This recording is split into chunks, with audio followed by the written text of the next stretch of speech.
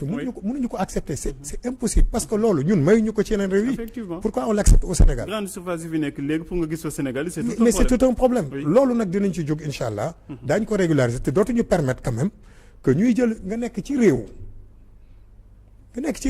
investir ci réew mi. réew mi defal la sax ay facilités fiscales. effectivement. ngay jël ay doomu yeneen réew. jox la sécurité jox la yeneen waaw nga jël ay doomu yeneen réew ba pare bàyyi fii ñu fi kii woon non même boo gisee y a beaucoup de gens même les Chinois et autres. mais buy ñëw Sénégal dañuy indaale seen personnel. li ci gën a bari seen i prisonniers yi nga xam ne fees na seen kaso yi la ñuy indi fii ñuy liggéey au détriment des Sénégalais.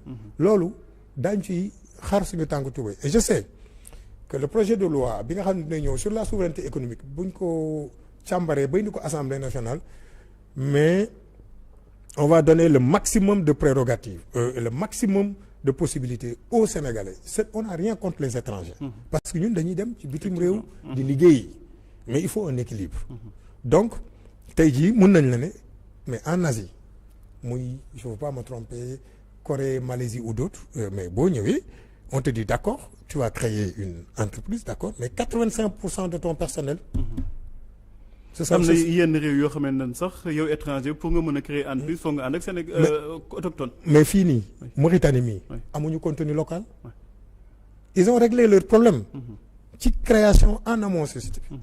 état bi da ciy am une large part su ko defee soxlawul sax ñu naan il faut que par exemple dans le cadre du contenu local il faut que nga sous-traiter une partie donc des activités fii au Sénégal ñoom. Mauritanie ils l'ont réglé. Oui. Pourquoi ñun mënuñu ko régler même au niveau du management. Oui. Ok supérieur il y a un nombre de Sénégalais boo xam ne obligatoirement da nga leen war a jël. C'est comme ça que nous pouvons traiter avec nos vis-à-vis de la façon la plus équilibrée possible te loolu moom mooy indi cette forme de souveraineté bi ñu mën a wax et on va aller au-delà.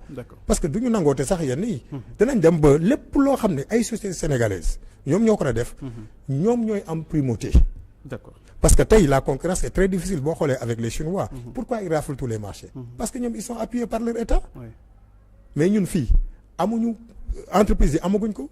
mais état bi dina appuyer les sociétés sénégalaises qui veulent être aux normes. parce que loolu aussi il faut que ñu wax ko. c'est bien de vouloir que économie bi ñun ñu téye ko mais nag suñu entreprise locale yi war nañu egg à un niveau de performance tel que ni. Pape bu ñu la joxee marché. wax dëgg yàlla ñun fekk nañu fi ay marché yoo xam ne ay sénégalais lañ ko jox. mënul ba léegi 10 ans mënuñu ko exécuter. ay marché yoo xam ne sax livré nañ ko waa ji fay nañ ko xaalis yëpp te marché yi à l'état. on a tout vu. donc dëgg la on va renforcer les entreprises locales. mais quand même il y aura des exigences de qualité et de respect. donc des obligations donc et des engagements pris. ma des ci entreprise yooyu la parce que ñi ngi jëm ci Ramadan bu ñuy wax Ramadan wax forte consommation wax aussi supermarché yeeg grande surface yi souvent yenn Sénégalais as tuut Sénégal yi fa des sax dañuy décrier situation yu ñu nekk dañuy liggéey li nga xamante ne moom mooy ay heures supplémentaires que du leen fay parfois ay conditions yu xaw a doy waar nañuy liggéey est-ce que ce ministère dañuy yónni ay inspecteurs ñu dem quand même xool.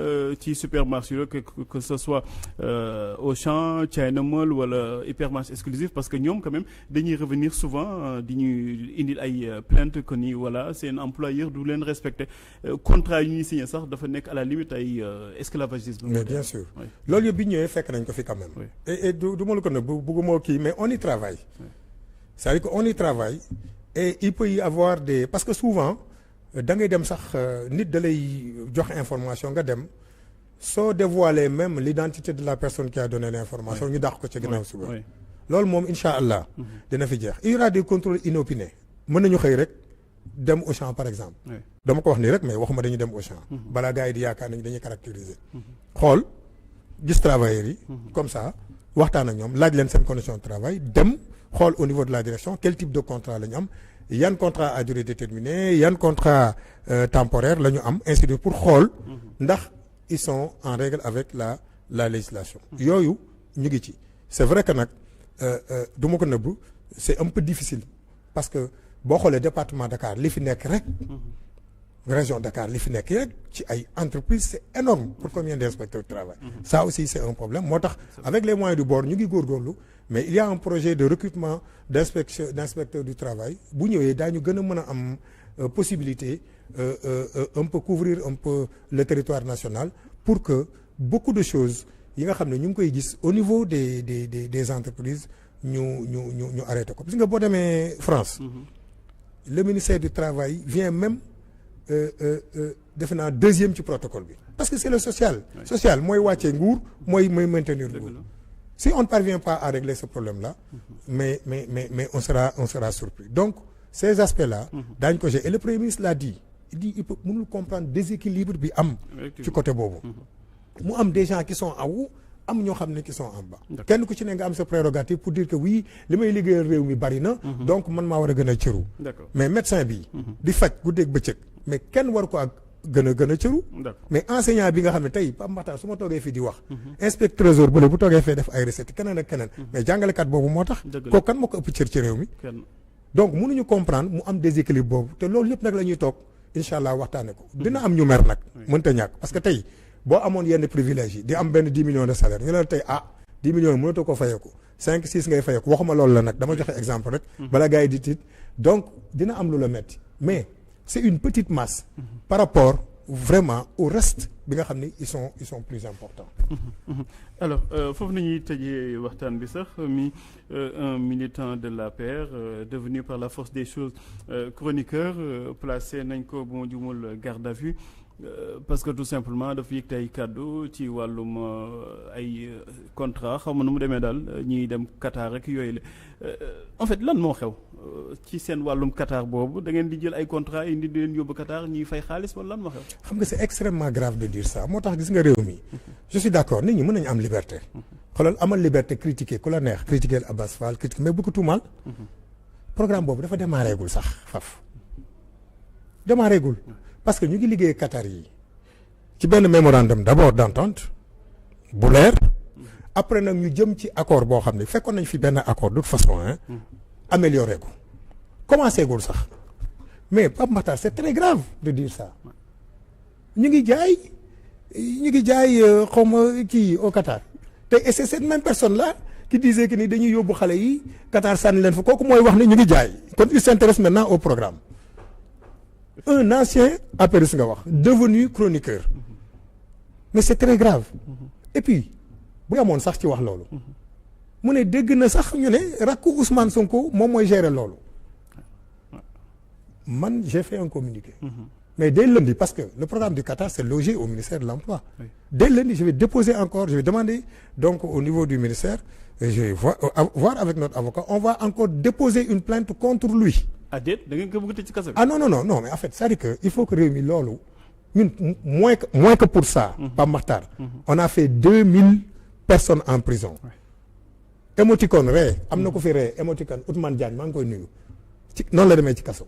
nit sa nga taxaw nag parce que ñun xam nga Pape Makhtar xam nga gars yi lu ñu xalaat il pense que Macky da daan tëj rek ñii bu ñu ñëwee.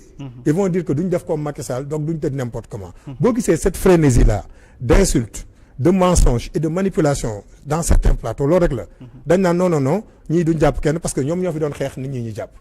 mais on ne peut pas continuer mais Pape Makhtar chaque jour on insulte le premier ministre sur les plateaux xalaatoo ko woon def ci nguuru Macky Sall chaque jour léegi nga toog ci plateau wax loolu lu aussi grave que ça ñu bàyyi la ma dégg ñenn ñi naan non démenti rek doy na non mais démenti nu mu doyee et puis c'est bien même pour nous c'est bien man je trouve que c'est bien pour nous que kooku indi preuve yi parce que mais on ne sait jamais dama lay jox benn exemple yónnee nañ ma benn numéro benn waay boo xam ni day woo ay nit ci affaire u Espagne bi parce que bon Espagne bi géré wu ma ko c'est le ministre des affaires étrangères day woo ay nit naan leen bu ngeen ma joxee xaalis dinaa leen fexe ba dugal leen ci xam nga loolu c'est très grave le ministère a déposé une plainte am nañu numéro bi danañu xool kooku fexe ba téye ko ba xam mais sur quelle base lay jëlee xaalisu nit ñi am na ñoo xam ne ils en profitent effectivement ils vont dire aux gens jox leen ma xaalis man dinaa lijjantil te xamoo loon gisoo leen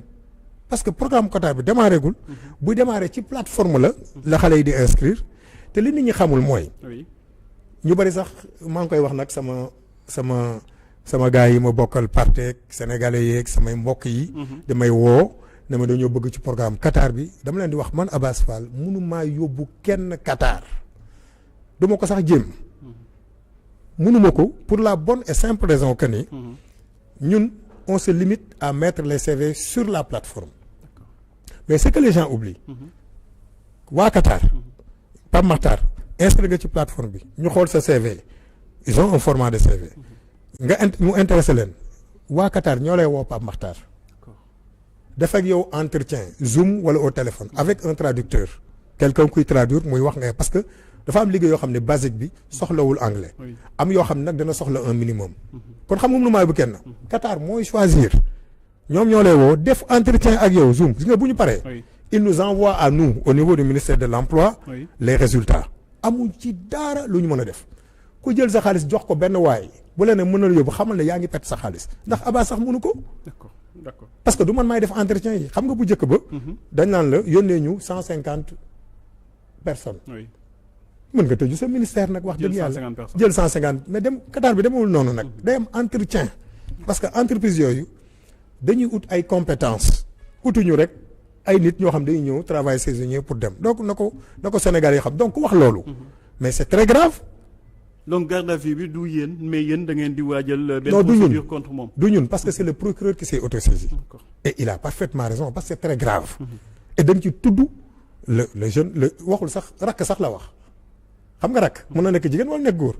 mais comme daf ko dégg fenn mais moom na wax rek fan la ko déggee ñooñu aussi buñ ñëwee xëy na dinañ indi preuve.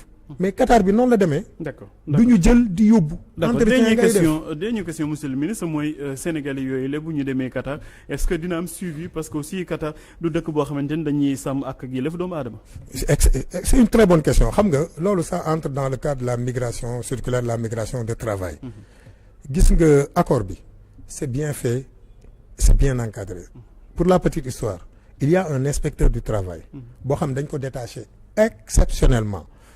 à l'ambassade du Sénégal au Qatar kooku mooy def suivi bi xam nga la moo tax lii mu baax di nga encadrer di nga am information contrairement à quelqu'un koo xam ni dafa demal ak ses propres moyens mais kooku bu demee le gouvernement qatari ou bien l'entreprise qatari xam ni kii daal amul benn attache mën na koo exploiter nu ko neex te du am fu mu jooyee mais képp koo xam ne ci programme bii nga jaar tey boo demee Qatar il y a un inspecteur du travail qui est là-bas il est chargé de suivre l'accord sénégalais bu dem Qatar ci kii boobu inspecteur dina xam fi nga nekk dina xam fi ngay liggéeyee soo demoon ba entreprise ba tëj sax dina xeex bañ a fay la say droit dina mën a xam dans quelles conditions ngay liggéeyee te loolu le gouvernement qatari ne peut plus se permettre certaines choses parce que aussi ils sont dans les organisations internationales ak yëpp boo xam ni ils sont obligés de régler de respecter les kii donc loolu moom mën nañ ci rassurer sénégalais yi mais programme bi sax ndax démarré gul. d'accord waaw leer na nañ monsieur le ministre da ngay bàyyi borom Dakar.